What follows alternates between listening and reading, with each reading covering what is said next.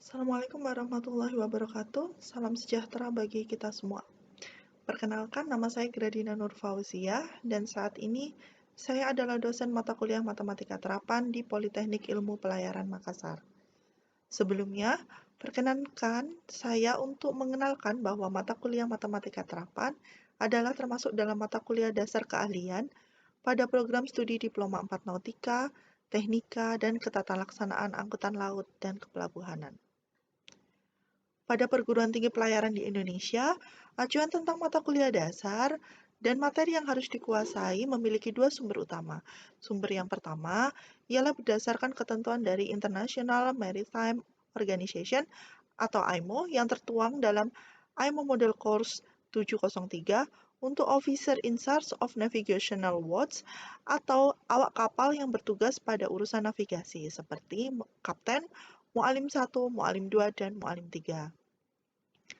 Ketentuan dalam IMO Model Course ini kemudian diadopsi dan disesuaikan kembali oleh pemerintah Indonesia dalam kurikulum yang disahkan oleh Kepala Badan Pengembangan Sumber Daya Manusia Perhubungan, Kementerian Perhubungan dengan nomor PK07 BPSDMP 2016. Rencana pembelajaran semester yang disusun untuk mata kuliah Matematika Terapan diharapkan dapat memenuhi standar minimal kompetensi bagi awak kapal yang bertugas pada kapal dengan GT500 atau lebih sesuai dengan yang tertuang pada STCW Standard of Training, Certification and Watchkeeping for Seafarer 1978 Amandemen 2010 yang berlaku secara internasional. Pada mata kuliah Matematika Terapan, pada program studi Diploma 4 Nautika, terdiri dari 3 SKS di semester 1 dan 2 SKS di semester 2. Capaian pembelajaran yang diharapkan, yang pertama mampu menerapkan pemikiran logis, kritis, inovatif, bermutu, dan terukur dalam melakukan pekerjaan yang spesifik di bidang keahliannya, serta sesuai dengan standar kompetensi bidang yang bersangkutan. Kedua, mampu menunjukkan kinerja mandiri, bermutu, dan terukur. Kemudian, mampu memahami konsep teknologi rekayasa yang diperlukan pada bidang spesialisasi dan prinsip-prinsip teknologi kelistrikan kapal, elektronika, dan sumber listrik darurat. Yang terakhir, mampu mengaplikasikan dan memanfaatkan IPTEX pada bidang penelitian terapan. Kemudian, sejak awal pandemi tahun 2020, pembelajaran Matematika Terapan mayoritas dilaksanakan secara online menggunakan media Google Classroom, Google Meet, Zoom, WhatsApp, dan e-learning. Sebagai media bantuan untuk memudahkan penyampaian dan pemahaman materi bagi taruna, maka digunakan beberapa aplikasi terkini seperti GeoGebra untuk pembelajaran geometri dan aljabar, serta penggunaan video pembelajaran yang lainnya. Selama proses pembelajaran, materi akan dibawakan dengan beberapa metode, disesuaikan dengan materi yang diajarkan. Metode yang digunakan diantaranya ceramah, tanya jawab untuk membangun interaksi antara dosen dan mahasiswa, kemudian interaksi antar mahasiswa juga dibangun melalui menggunakan metode diskusi kelompok, simulasi, studi kasus, kemudian sebagai bahan evaluasi capaian pokok bahasan dilaksanakan tugas terstruktur dan tugas mandiri. Perkuliahan akan dilaksanakan selama 16 kali pertemuan yang terdiri dari 14 kali pertemuan tatap muka, 1 kali pertemuan untuk ujian tengah semester, dan 1 kali pertemuan untuk ujian akhir semester. Dan minimal pertemuan adalah 80% dari pertemuan terjadwal. Secara umum, penilaian terhadap keseluruhan capaian mata kuliah diperoleh dari kehadiran sebanyak 5%, tugas mandiri kuis dan keaktifan 25%, ujian tengah semester 30%, dan ujian akhir semester 40%. Nilai minimal yang harus dicapai oleh mahasiswa untuk dapat dinyatakan lulus adalah C, dengan rentang nilai 50 sampai dengan 59. Jadi, adapun bagi mahasiswa yang dinyatakan gagal memenuhi nilai ketuntasan minimal, akan diberikan kesempatan untuk melakukan ujian perbaikan. Dan apabila masih belum dapat memenuhi, maka mahasiswa yang bersangkutan dapat mengajukan untuk mengikuti semester pendek atau mengulang mata kuliah pada semester berikutnya. Baik, berikut salah satu video pembelajaran proses pada saat pembelajaran matematika secara online.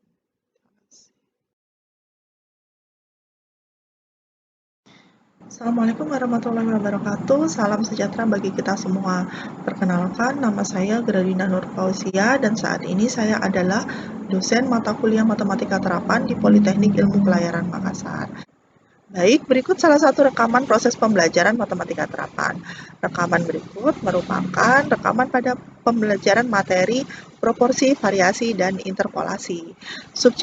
Subcapaian pembelajaran yang ingin dicapai pada materi tersebut adalah yang pertama, mampu mendeskripsikan penggunaan rasio, proporsi, variasi, dan interpolasi, kemudian menyelesaikan permasalahan yang berkaitan dengan rasio, proporsi, dan interpolasi, serta yang terakhir mampu menerapkan rasio, proporsi, variasi, dan interpolasi dalam penentuan tabel navigasi.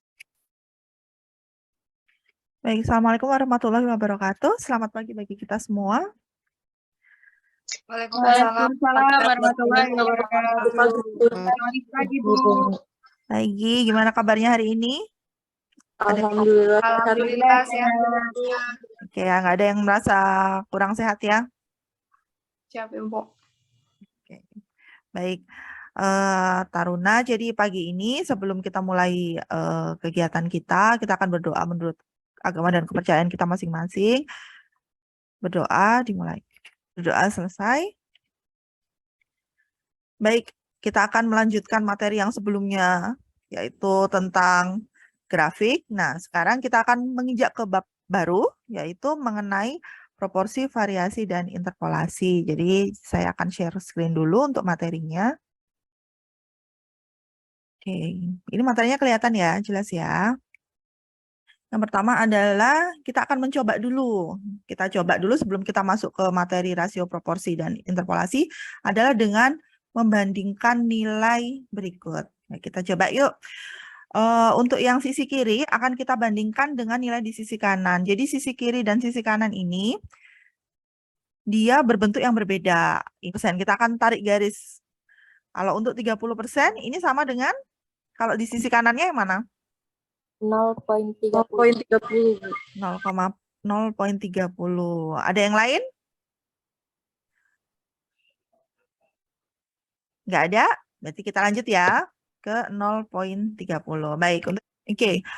Kita akan mengurutkan. Ini ada 1, 2, 3, 4, 5, 6, 7, 8 ukuran besi. Jadi besinya itu ada A, B, C, D, E, F, G, H.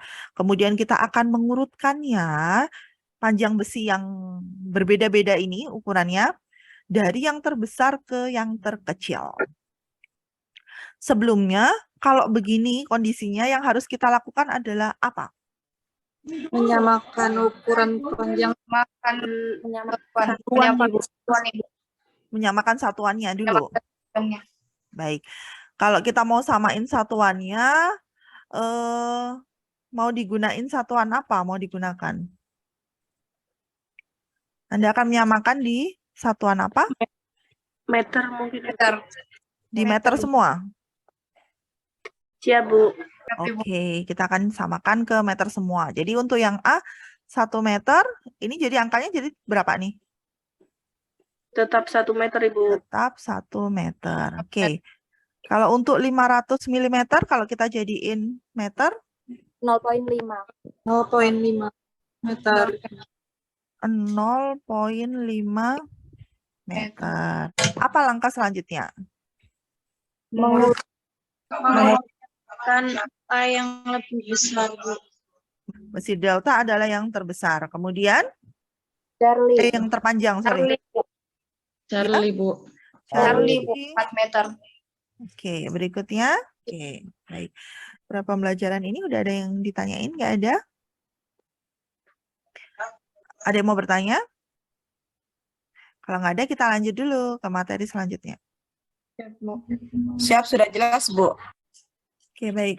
Materi yang selanjutnya adalah mengenai tentang rasio. Rasio adalah perbandingan ukuran suatu yang sejenis. Jadi kalau rasio ini yang dibandingkan harus sejenis. Jadi misalnya ada tadi seperti yang kita lakukan adalah membandingkan panjang besi gitu. Jadi dia perbandingan dari sesuatu yang sejenis, cuman memang biasanya menggunakan satuan yang berbeda. Nah, rasio ini simbolnya adalah titik 2. Jadi, nah ini contohnya ada panjang dua buah besi adalah 250 mm dan 2 meter. Tuliskan rasio dari kedua besi tersebut. Jadi ini seperti yang kita lakukan tadi. Jadi langkah pertama adalah menyamakan dulu. Oke, ini adalah yang berikutnya. Ini juga yang sering akan kita lakukan. Kita gunakan adalah membaca peta. Jadi biasanya di peta itu ada skala kan. Nah, ini peta suatu wilayah memiliki skala 1:22.500. Ini maksudnya bagaimana kalau 1:22.500? 22.500. Berarti 1 cm pada peta setara dengan 22.500 cm jarak sebenarnya. Sebenarnya. Baik. Kalau seperti ini 1:22.500. Apabila jarak antara dua kota adalah 2,7 km, berapa jarak kedua kota tersebut pada peta? Tadi petanya punya skala 22.500. 1:22.500.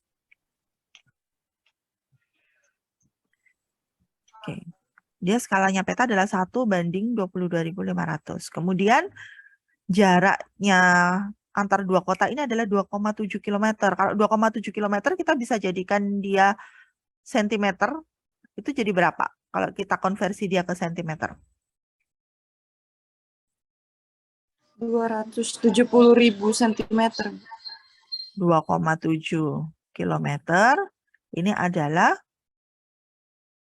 70.000. 70.000.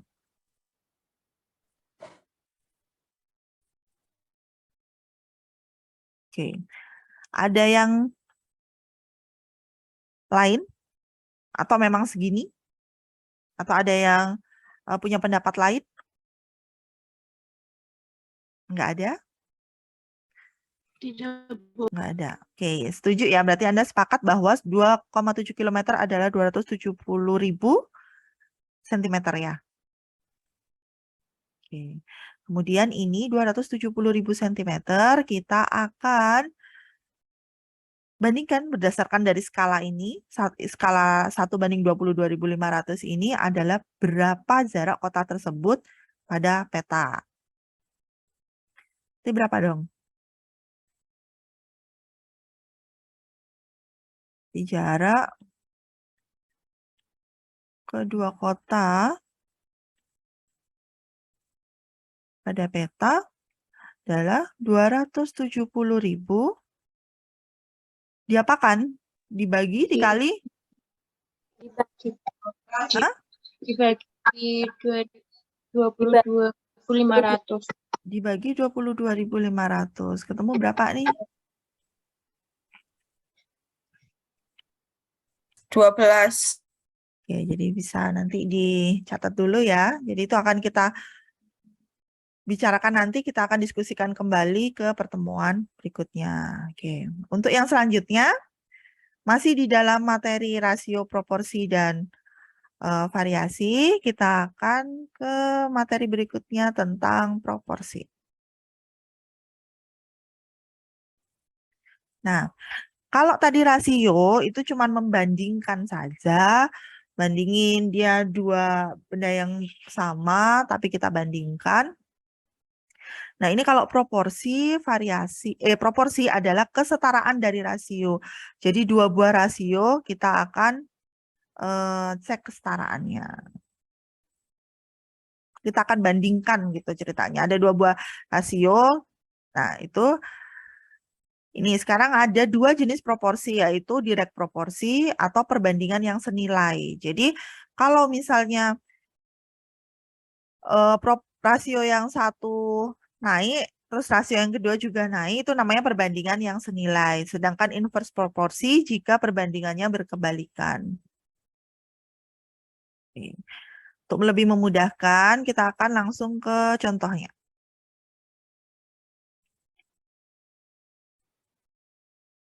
Ini kenapa? Lebih jelas lagi, kita akan mencoba mengerjakan 2 contoh soal untuk proporsi.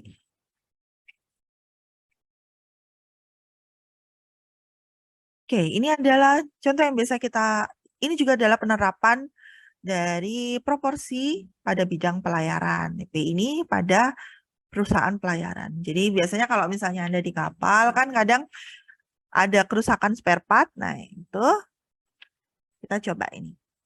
Sebuah perusahaan pelayaran melakukan pembelian 3 buah spare part. Jadi dia beli 3 buah spare part. Sorry, malah.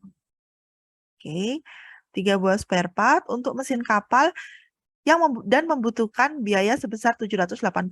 Jadi kalau dia beli 3, butuh biayanya 780.000. Apabila diperlukan 8 buah spare part yang sama, berapa biaya yang harus dikeluarkan oleh perusahaan pelayaran tersebut? Jadi kalau misalnya dia butuh beli 8, berapa dong? X. Ini tadi kita sepakat kalau yang kita nggak tahu, kita kasih X ya. Thank you udah diingetin. Oke. Jadi kalau berdasarkan tadi, notasi tadi berarti 3 dibanding 8. Nah, ini ada notasi dari proporsi 780.000 banding X. X. Terus kita bagaimanakan ini? Apa yang harus kita lakukan kemudian? Bilang. Jadi 780 dibagi 3. 780.000 per 3. 260. Gimana ini? 780.000 dibagi 3, kemudian 260. Oke, coba salah satu dulu. Nur Haklianti, gimana Nur? Ini Nur. Mohon izin, Bu. Ya. 780.000 dibagi 3 sama dengan 260. 260? 60.000. Oh, 260.000. Kemudian? 8 kali. Kemudian Anda kalikan begitu? Kemudian dikali 8. Oke. Dikali 8. Kemudian kamu kali 8 lagi.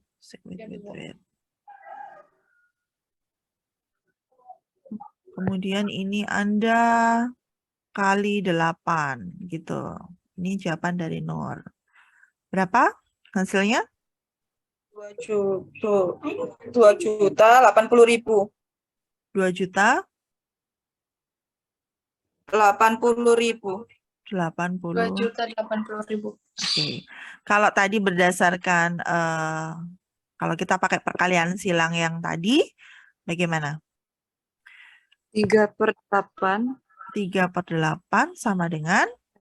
Sama dengan per X. 780.000 per X. So, kita dapetin 3X sama dengan ya 3X sama dengan 180.000 dikali 8. 1.000 kali 8. Jadi X-nya kita hapus di sini. Kita bikin X-nya sama dengan ini dibagi 3. Sama hasilnya 2.080.000.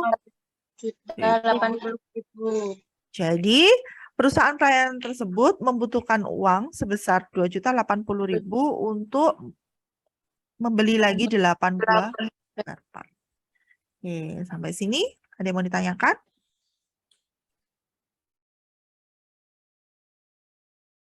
Oke. Baik. Oke. Atau ada yang kurang sependapat? Siap, setuju, Bu. Ya, oke, thank you. Oke, baik. Kita coba sekarang, ini adalah contoh yang lain. Jika dibutuhkan waktu 5 hari oleh 8 kru kapal untuk mengecat seluruh bagian lunas kapal, jadi dia mau ngecat lunas kapal itu dia butuh waktu 5 hari untuk 8 orang kru. Gede banget ini lunasnya ya. Maka berapakah waktu yang diperlukan jika pekerjaan tersebut hanya dilakukan oleh 2 orang kru kapal? Kalau ini perbandingannya senilai apa berbalik?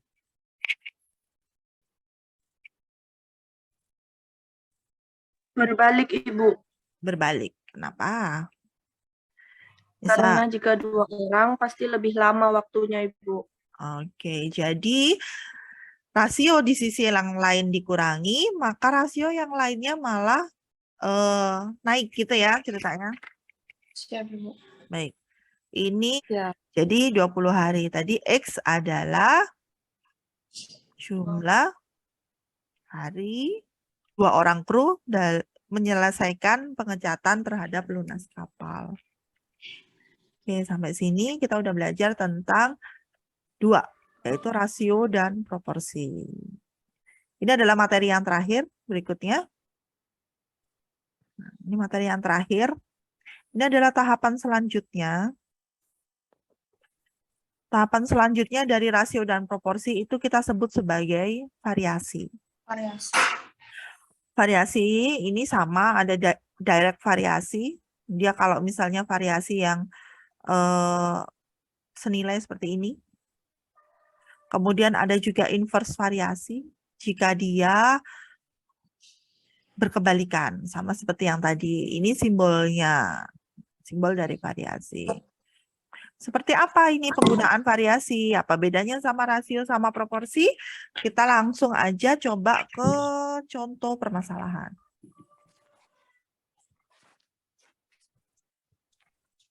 Contoh, biasanya kalau misalnya variasi ini dia akan mengarah kepada suatu nilai yang konstan. Jadi misalnya ini, pada suhu konstan, jadi ini suhunya itu dia tetap, jadi suhunya itu nggak berubah gitu loh. Pada suhu konstan, tekanan suatu gas berbanding terbalik dengan volume gas tersebut. Jadi ini tadi yang disebut sebagai inverse variasi. Dia berbanding terbalik. Pada suhu konstan, tekanan suatu gas berbanding terbalik dengan volume gas tersebut. Jadi ini adalah contohnya. Apabila ada 6 meter kubik gas memiliki tekanan 1 atmosfer, jadi ini ada 6 meter kubik gas memiliki tekanan 1 atmosfer, kemudian tekanan dinaikkan sampai 6 kali lipat, maka berapa volume gas tersebut sekarang?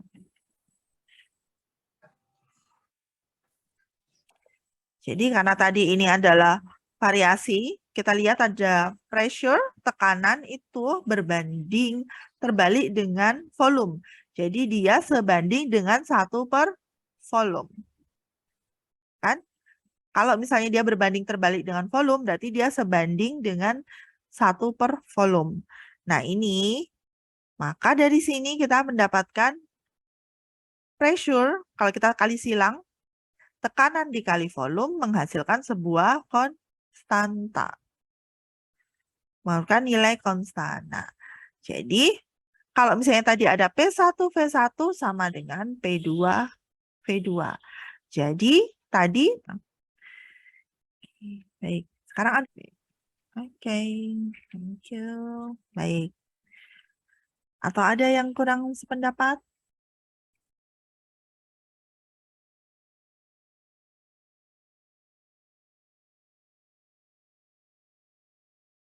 Oke? Sependapat semua?